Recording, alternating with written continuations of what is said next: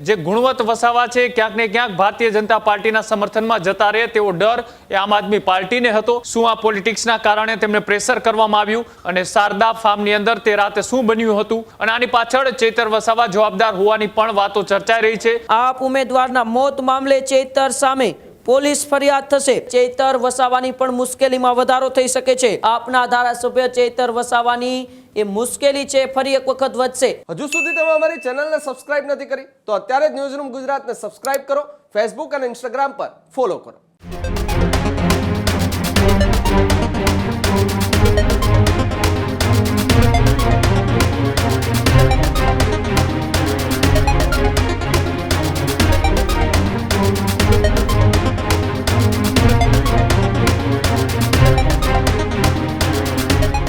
સમાચારોમાં આગળ વાત કરીએ તો સૌથી મોટા સમાચાર એ આમ આદમી પાર્ટીના ધારાસભ્ય ચૈતર વસાવાને લઈને સામે આવી રહ્યા છે।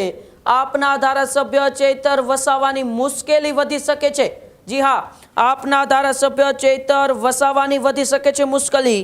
આપ ઉમેદવારના મોત મામલે ચૈતર સામે પોલીસ ફરિયાદ થશે। ગુણવંત વસાવાના મોતથી ઊભા થયા હતા અનેક તર્ક વિતર્ક। ગુણવંત વસાવાના મોત મામલે ચૈતર વસાવા સામે ફરિયાદ નોંધાશે। મહારાષ્ટ્રના શારદા ફાર્મમાં ગુણવંત વસાવાની તબિયત લથડી હતી અને તેને લઈને જ હવે ચૈતર વસાવાની પણ મુશ્કેલીમાં વધારો થઈ શકે છે। આમ આદમી પાર્ટીના ઉમેદવાર ગુણવંત વસાવાનું મોત થયું હતું ને મોત ખૂબ જ તર્ક વિતર્કથી ભરેલું હતું કે ગુણવંત વસાવાને શું કારણોથી મોત થયું, કારણ કે મહારાષ્ટ્રના શારદા ફાર્મમાં ગુણવંત વસાવાની તબિયત લથડી હતી ને તબિયત લથડ્યા બાદ ગુણવંત વસાવાનું મૃત્યુ થયું હતું। એ મૃત્યુની અંદર હવે ક્યાંક ને ક્યાંક ચૈતર વસાવા જેઓ આમ આદમી પાર્ટીના ડેડિયાપાડાના ધારાસભ્ય છે તેમની સામે ફરિયાદ નોંધાઈ શકે તેવી પૂરેપૂરી અત્યારે શક્યતાઓ જોવા મળી રહી છે। આપના ધારાસભ્ય ચૈતર વસાવાની એ મુશ્કેલી છે ફરી એક વખત વધશે। મતદાન પહેલા જે થોડા દિવસો પહેલા કોર્ટે તેમને તેમના વિસ્તારમાં આવવાની મંજૂરી આપી હતી, પરંતુ હવે ફરી એક વખત ક્યાંક ને ક્યાંક કોર્ટની તેમને પ્રતિબંધ લગાવવામાં આવે તેમના વિસ્તારમાં આવવામાં, કારણ કે પહેલા ઝઘડિયાની ફેક્ટરીની પણ ઘટના જેમાં મારામારીના કેસમાં પણ ચૈતર વસાવાની મુશ્કેલી વધી શકે એમ છે। અને હવે ફરી એક વખત એ ગુણવંત વસાવા જેવો તેના જ પાર્ટીના ઉમેદવાર હતા તેમના જે મોત થયું હતું તે મોત મામલે ચૈતર વસાવાની મુશ્કેલી વધશે। મારી સાથે વધુ માહિતી માટે ન્યૂઝરૂમથી સહયોગી કૃણાલ જોડાયેલા છે।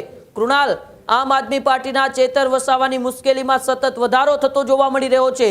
ઝઘડિયાની એ ફેક્ટરીમાં મારામારીની ઘટનામાં ફરિયાદ અને હવે તેમના જ પાર્ટીના ઉમેદવાર ગુણવંત વસાવાના મૃત્યુમાં પણ ચૈતર વસાવા સામે ફરિયાદ થશે।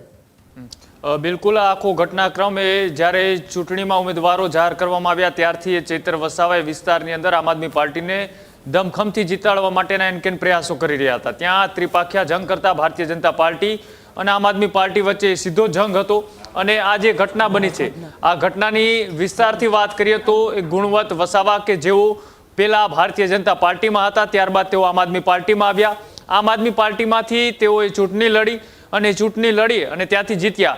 ત્યાંના આખા સમીકરણની વાત કરીએ તો ત્યાં નેત્રંગ તાલુકા પંચાયત બનાવવા માટે આમ આદમી પાર્ટી પાસે 8 બેઠકો હતી, ભારતીય જનતા પાર્ટીમાં પાસે 7 બેઠકો હતી અને કોંગ્રેસ પાસે 1 બેઠક હતી।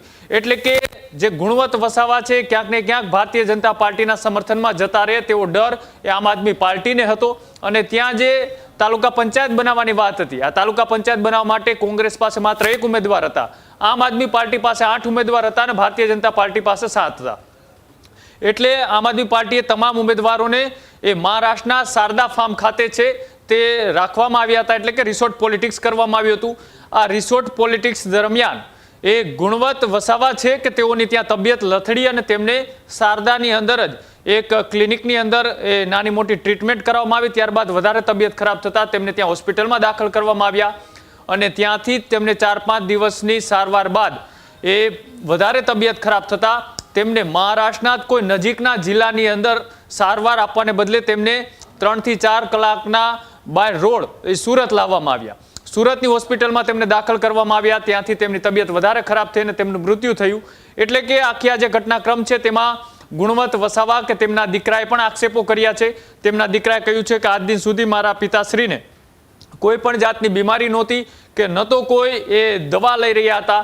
આ તમામ વસ્તુઓ ન હોવા છતાં પણ તેમનું જે મોત થયું છે તે શંકાસ્પદ મોતના આધારે અનેક તર્ક અને વિતર્ક લગાડવામાં આવી રહ્યા છે.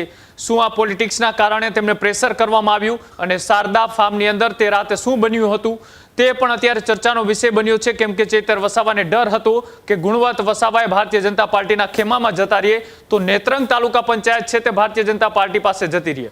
નેત્રંગ પંચાયત માટે ભારતીય જનતા પાર્ટી પાસે 7 હતા ઉમેદવારો અને કોંગ્રેસ પાસે 1 હતા અને આમ આદમી પાર્ટી પાસે 8 હતા. એટલે કે આજે આખું એ પોલિટિક્સ કરવામાં આવ્યું હતું. આ રિસોર્ટ પોલિટિક્સની અંદર એ શારદા ફાર્મ મહારાષ્ટ્રનું છે તેની અંદર કંઈક એવી ઘટના બની છે, એવી ચર્ચાઓ ચાલી રહી છે કે ગુણવંત વસાવાને પ્રેશર કરવામાં આવ્યું હતું, તેમને માનસિક ટોર્ચર કરવામાં આવ્યું હતું અને તેના કારણે તેઓ ડિપ્રેશનમાં આવી ગયા હતા અને તેના જ કારણે આ મોત થયું હોવાની શંકા વ્યક્ત કરવામાં આવી રહી છે. અને આની પાછળ ચૈતર વસાવા જવાબદાર હોવાની પણ વાતો ચર્ચાઈ રહી છે. ચૈતર વસાવા સામે ફરિયાદ થાય તેવી પણ અત્યારે ચર્ચાઓ ચાલી રહી છે. જે રીતના ગુણવંત વસાવાના પુત્રએ સ્પષ્ટ આક્ષેપ કરતા કહ્યું છે કે મારા પિતાને ટોર્ચર કરી અને તેમને એન કેન પ્રકારે પ્રયાસ દબાવવાનો કરવામાં આવ્યો હતો અને તેના જ કારણે તેઓ ડિપ્રેશનમાં આવી ગયા ને તેનું મોતનું કારણ બીજું કોઈ નહીં પણ આમ આદમી પાર્ટીના ધારાસભ્ય ચૈતર વસાવા છે. આવી વાત એ કરવામાં આવી રહી છે. જો કે આ પોલીસ તપાસનો વિષય છે. પોલીસ આ મામલે તપાસ કરશે. સીસીટીવી કેમેરા હોય કે પછી જ્યાં એ શારદા ફાર્મ મહારાષ્ટ્રની અંદર રાખવામાં આવેલા તમામ ઉમેદવારોને કઈ રીતના ત્યાં લઈ જવામાં આવ્યા હતા, ત્યાંના કોઈ સીસીટીવી કેમેરાની અંદર કોઈ શંકાસ્પદ એવું ઘટનાક્રમ સામે આવે છે કે કેમ ત્યાં કોઈ મારી થઈ છે કે પછી કોઈ એવું માનસિક ટોર્ચર થયું હોય, તેના વિડીયો કેમેરાની અંદર એ ઘટના કદાચ કેદ થઈ હોય તો આ તમામ વસ્તુ એ પોલીસ તપાસ કરશે. અને સાથે સાથે નર્મદા પોલીસ એ મહારાષ્ટ્રની અંદર પણ જઈ અને આ મામલાની તપાસ કરશે. હોસ્પિટલમાં દાખલ કરવામાં આવ્યા ત્યારે તેમની પરિસ્થિતિ શું હતી, સુરત લાવવામાં આવ્યા ત્યારે તેમની પરિસ્થિતિ શું હતી અને બંનેની વચ્ચે તેમને કઈ એવી ઘટનાના કારણે આ મોત થયું છે તેની પણ તપાસ એફએસએલ રિપોર્ટની અંદર જ્યારે સામે આવશે ત્યારે ખબર પડશે. પણ ફરી એક વખત ચૈતર વસાવાની મુશ્કેલી વધતી દેખાઈ રહી છે. પેલા ગ્લાસ મારવાની ઘટના અને ત્યારબાદ જેલમાંથી છૂટ્યા બાદ એ ફરી એક વખત ઝઘડિયાની જીઆઈડીસીની અંદર જે ઘટના બની હતી એ ઘટનામાં તેમના ઉપર એક બાદ એક બે ફરિયાદો અને ત્યારબાદ હજુ એક વખત મુશ્કેલી તેમની વધી શકે તેવા સ્પષ્ટ એંધાણો અત્યારે જોવા મળી રહ્યા છે. ઉમંગ, કૃણાલ અમારી સાથે જોડાવા બદલ અને માહિતી બદલ. હજુ સુધી તમે અમારી ચેનલને સબસ્ક્રાઇબ નથી કરી તો અત્યારે જ ન્યૂઝરૂમ ગુજરાતને સબસ્ક્રાઇબ કરો. ફેસબુક અને ઇન્સ્ટાગ્રામ પર ફોલો કરો.